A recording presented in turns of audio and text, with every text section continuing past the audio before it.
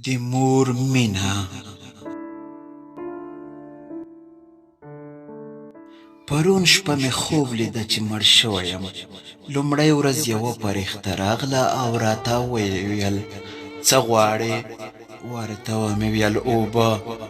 ویې ویل لاړ شه هغې غونډۍ ته وخېژه او اوبه وڅښه. کله چې هلته لاړم په یوې سترې چینې مې سترګې ولګېدې. له هغې چینې څخه مې په مړه خېټه اوبه وڅښلې. درېیمه ورځ بیا هغه فرښته راغله او ویې ویل نن څه غواړې؟ بیا مې وویل اوبه. هغې وویل لاړ شه هغې غونډۍ ته وخېژه او اوبه وڅښه. کله چې لاړم ګورم چې چینه ډېره کوچنۍ شوې ده. په مړه خېټه مې ترې اوبه وڅښلې. اوومه ورځ بیا نوموړې فرښته راغله او ویې ویل څه غواړې؟ بیا مې وویل اوبه. هغې بیا وویل لاړ شه هغې غونډۍ ته وخېژه او اوبه وڅښه.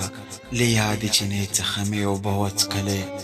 څلوېښتمه ورځ بیا هغه فرښته راغله او ویې ویل نن څه غواړې؟ بیا مې وویل اوبه.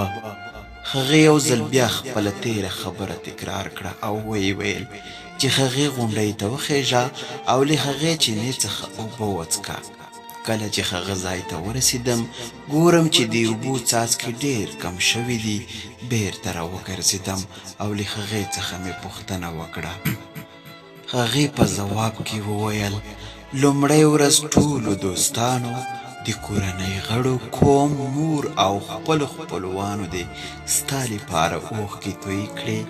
درېیمه ورځ یوازې ملګرو او مور دې ستا لپاره اوښکې تویې کړې.